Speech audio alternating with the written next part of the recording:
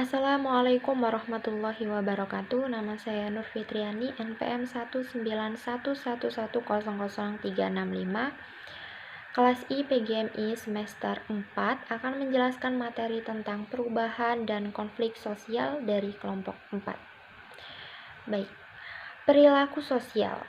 Perilaku sosial itu merupakan perilaku yang relatif tetap yang diperlihatkan oleh individu ketika berinteraksi dengan individu atau kelompok yang lain.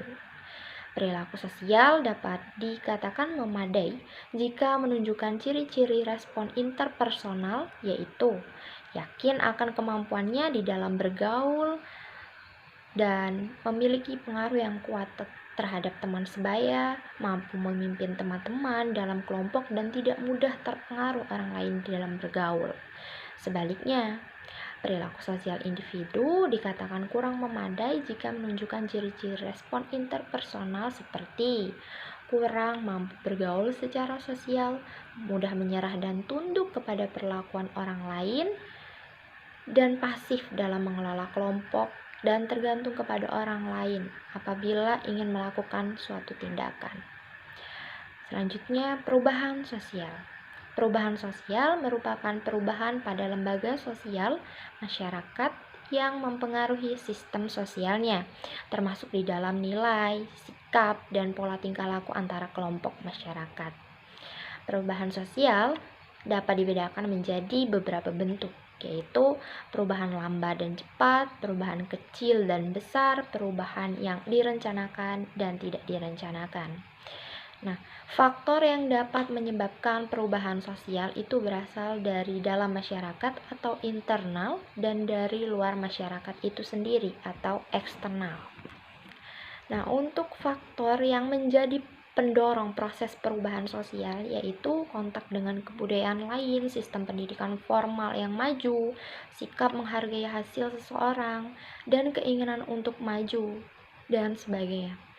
Untuk faktor yang menghambat proses perubahan sosial itu seperti kurangnya hubungan dengan masyarakat lain, pengetahuan ilmu pengetahuan yang terlambat, sikap masyarakat yang tradisional, dan adat atau kebiasaan di dalam masyarakat.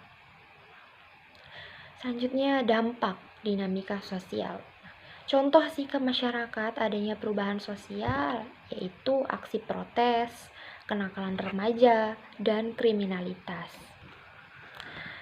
Ada beberapa dampak positif dan negatif yang diakibatkan oleh dinamika sosial, yaitu dampak positifnya menjadikan masyarakat lebih tahu perkembangan zaman, menjadikan masyarakat lebih hidup, makmur, sejahtera, dan menjadikan masyarakat yang lebih baik di dalam kehidupan sehari-hari. Adapun dampak negatifnya yaitu memusnahkan kebudayaan asli suatu masyarakat dan menjadikan suatu masyarakat yang lebih buruk.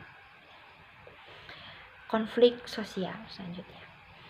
Konflik sosial adalah proses pencapaian tujuan dengan cara melemahkan pihak lawan tanpa memperhatikan norma dan nilai yang berlaku. Nah, faktor yang dapat memicu konflik diklasifikasikan di dalam dua kategori yaitu vertikal dan horizontal.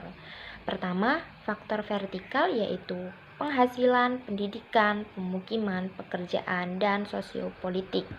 Untuk yang kedua, faktor horizontal yaitu etnis dan rasa atau asal-usul keturunan, bahasa daerah, adat istiadat atau perilaku, agama, pakaian atau makanan, dan budaya material lainnya. Untuk wujud konflik sosial yaitu konflik pribadi, konflik kelompok, konflik antar kelas sosial, konflik politik, dan konflik budaya.